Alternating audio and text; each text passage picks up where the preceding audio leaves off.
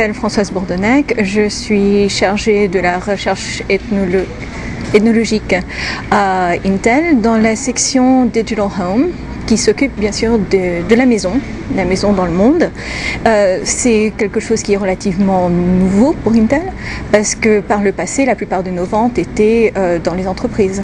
Et maintenant que la compagnie s'est restructurée l'an passé avec plus d'attention sur la maison avec Digital Home et la santé avec Digital Health, nous nous sommes rendus compte qu'en fait, on ne savait pas exactement comment décrire les maisons de par le monde.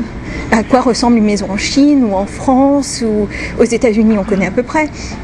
Et donc nous avons formé un groupe de recherche, beaucoup d'anthropologues, mais aussi des interaction designers, donc des gens qui peuvent nous aider à traduire ce qu'on voit par le monde dans des produits, les faire devenir des produits qui seraient intéressants. Et nous avons donc des équipes qui, cette année, vont visiter des maisons dans, j'ai envie de dire, 14 pays différents. Donc des recherches assez rapides, mais plusieurs semaines dans chaque pays, pour voir comment les gens, quel type de maison, et comment ils vivent dans leur maison ou leurs habitations. Je voudrais dire, c'est pas toujours une maison, ça peut être un appartement, ça peut être le jardin, ça peut être tout l'espace autour d'une maison, par exemple. Et après, ramener ça et le communiquer à la fois aux ingénieurs pour qu'ils puissent se dire « Ah tiens, j'ai dessiné quelque chose qui était prévu pour une maison américaine de 3000 pieds carrés, donc 300 mètres carrés à peu près. À Singapour, dans un petit appartement de 50 mètres carrés, quand on en a un dans chaque appartement, il y a de l'interférence. Il faudrait peut-être qu'on y pense. Donc ramener ce genre d'informations pour pouvoir créer des produits plus pratiques, plus utiles pour des différents types de logements. Mais aussi regarder pour Intel, que veulent les gens ? Quel type de technologie devrions-nous définir dans l'avenir ? Est-ce qu'il y a des investissements qu'on devrait faire avec iCap? C'est quoi iCap? iCap, c'est Intel Capital, donc la partie Venture Capital d'Intel. Où est-ce qu'on devrait aller investir? Qu'est-ce qui va être intéressant?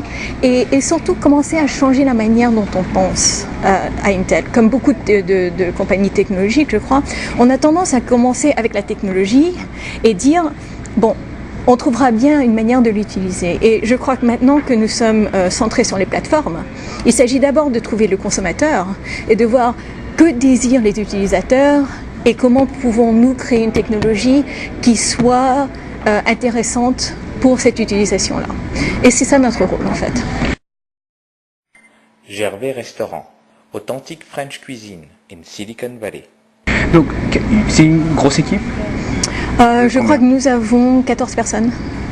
On écrit des rapports et on fait aussi, Intel a tendance à utiliser beaucoup PowerPoint, donc on fait beaucoup de présentations et c'est non seulement parce que nous avons l'habitude de l'utiliser, mais aussi parce qu'il y a beaucoup d'éléments visuels qui peuvent traduire de manière beaucoup plus riche et beaucoup plus nuancée ce que c'est de vivre en Chine ou ce que c'est de vivre en Turquie ou en Égypte, alors qu'un rapport et des mots écrits ne feront pas le même impact.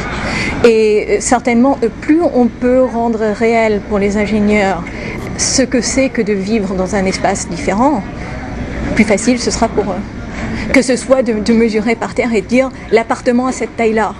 Et c'est dans une de nos salles de conférence et c'est plus petit que ça. Commencer à penser à ce genre de choses. Notre groupe est relativement récent. On a été créé en septembre dernier. Donc le premier cycle de recherche n'est pas encore tout à fait fini. Malgré ça, le premier jet, si vous voulez, des résultats a déjà été publié de manière interne et je pense que ça a déjà commencé à influencer les gens, que ne serait-ce que d'une part de forcer les gens à penser différemment. On a ramené je crois qu'à l'origine, Intel voulait largement se centrer sur ce qu'on appelle en anglais le living room. Et on a ramené, la plupart des maisons dans le monde n'en ont pas. Il faudrait peut-être qu'on pense aux habitations un peu différemment. Et aussi, je crois, la première chose que nous avons réussi, c'est que Digital Home a adopté 6 valeurs humaines comme, je dirais, ligne directive, directrice, merci, ligne directrice de de leur recherche et de leur développement. Et ça vient directement de ce qu'on a vu dans les 16 pays, ou les 12 pays. En France, en France, j'ai fait le ACP et j'ai travaillé dans une banque, la Banque de l'Union européenne, pendant un certain temps. Et je suis revenue faire un master aux États-Unis, à Thunderbird, et dans l'Arizona. Et Intel m'a embauchée à la sortie et je me suis dit, bon, tant qu'à faire, pourquoi pas. Et c'était il y a 15 ans. Et je n'ai jamais... j'ai toujours assez aimé mon emploi pour ne pas chercher à aller ailleurs. Et j'ai commencé à Intel dans les achats, les matériaux, puis dans la production. Et je suis passée... j'ai été chargée de production pour une des divisions d'Intel. Et j'ai toujours été intéressée par l'anthropologie. Et je me suis dit, tiens, un jour, quand je serai en retraite, j'aimerais faire ça. Et je suis retournée à l'école pour finir un master's en anthropologie. Et juste au moment où j'allais finir, Intel, c'est au moment où tout l'effort de plateformisation a commencé. Et j'ai pu transitionner, changer de job sans changer d'entreprise en fait. Et je pense que c'est très utile d'avoir l'idée de comment se font la production et le dessin des produits, que ce soit silicone ou autre, et l'anthropologie, et de mélanger les deux. En quoi consistait ton travail en production? Business operations. Pas les acheter, les commander, faire des plannings de production, des charges de production et tout ce qui était aussi prévision de vente. Donc les deux côtés. Pour moi, ça fait 2 ans que je fais ça, à plein temps. Intel a commencé à s'y intéresser, je dirais, au début des années 90. Et au départ, ça a été un tout petit groupe qui s'appelait Peoples and Practices Research et qui a travaillé, je dirais, un peu tout seul pendant 5-8 ans. Et en fait, le résultat était tellement intéressant que tous les business groups, donc les gros groupes Intel se sont dit mais on a besoin de ce genre de renseignements, donc on va créer des groupes et développer cette capacité. Et nous espérons grandir encore. Pour nous, pour l'instant, oui. Je pense qu'à l'avenir, ça changera. Mais comme c'est une compétence que nous n'avons pas à Intel, d'une part, c'est dur d'embaucher ailleurs.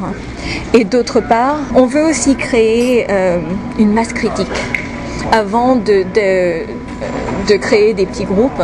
Parce qu'en embauchant une personne partout, c'est très très dur, surtout que ce sont des gens qui ne sont pas d'Intel, c'est très dur pour eux de fonctionner dans l'entreprise. Ce sont les premiers résultats de recherche que l'équipe montre, que ce soit des recherches sur, comment dit-on ça en français, les mobile homes, des caravanes si vous voulez, pour voir si la maison fait 350 pieds carrés, donc 35 mètres carrés, qu'est-ce qu'on emporte avec soi? Quand la maison est un sac à dos, qu'est-ce qu'on met dedans? Donc l'idée étant de regarder des différents types de domiciles pour voir qu'est-ce que les gens emportent, qu'est-ce qui est important pour eux.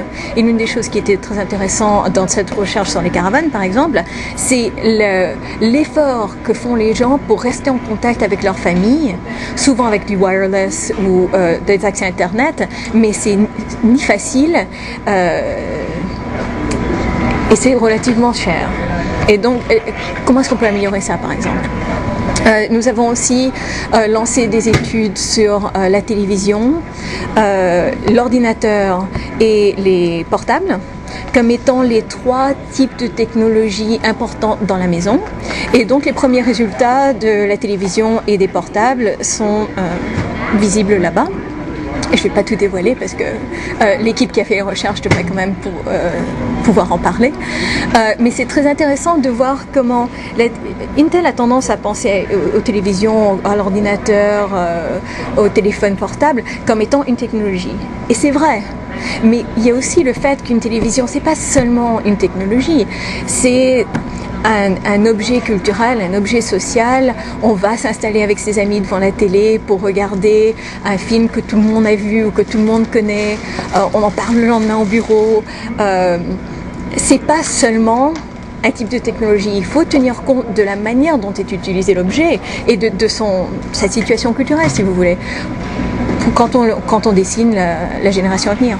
Dans la salle, à partir de la droite, les téléphones portables et l'idée de mobilité dans la maison et à l'extérieur de la maison, les caravanes ou le camping si vous voulez, la télévision.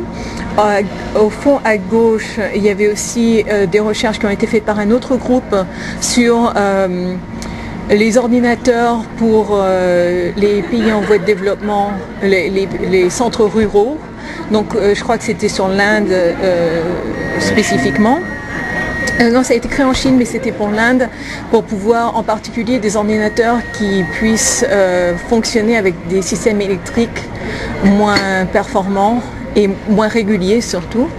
Je crois des recherches sur la communication urbaine à Shanghai, qui sont d'un autre groupe aussi.